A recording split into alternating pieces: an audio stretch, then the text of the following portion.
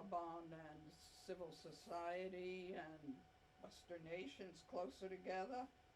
What is it in North? Personally, although we see this extraordinary military buildup, we observe from the Norwegian side that part of the Northern Fleet are sailing along our coast.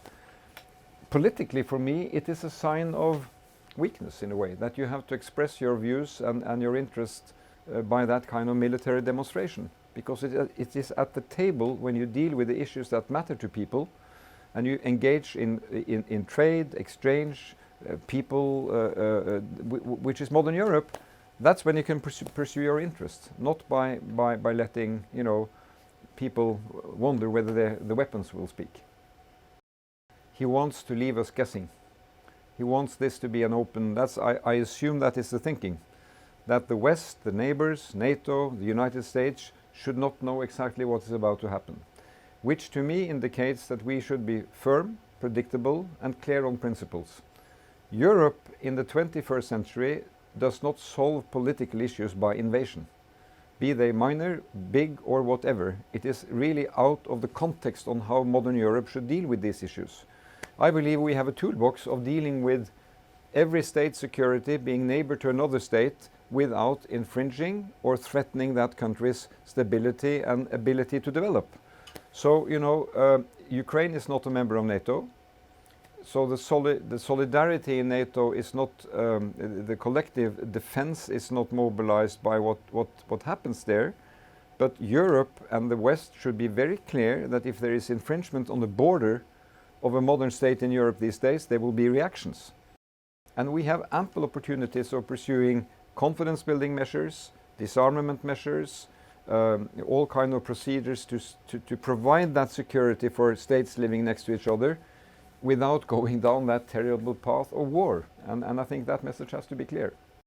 This is a choice for Sweden and Finland to make. So the important thing is that they can take that decision. I don't see today that enlargement of NATO is on the agenda of NATO, but NATO is an alliance of democratic countries that should treat democratic, solid, rule of law, democratic states and their rights and aspirations in a decent fashion. So we brought out of Afghanistan parts of civil society, men and women from different groups, to sit down with the Taliban and lay out their expectations for a more inclusive government, for the right of girls to attend schools, a long list. And in addition, there were direct talks between Norway, the United States, France, Britain, other delegations, with a Taliban delegation at a pretty high level. And there is no way around this. We have to talk to them, engage them, and present very clear expectations, because Afghanistan is today facing a dire humanitarian crisis. 1 million children may starve. 9 to 10 million people may need humanitarian aid to survive. So not talking, not engaging is not an option. And that has been Norway's policy for a long time. This was no recognition of Taliban, let me be very clear about that.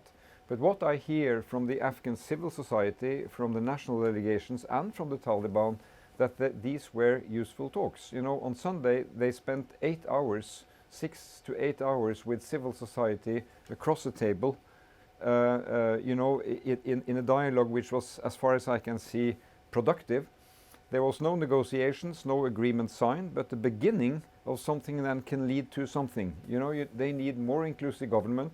They need to give more assurances of how aid can reach Afghans without, acknowledging that Taliban is Taliban.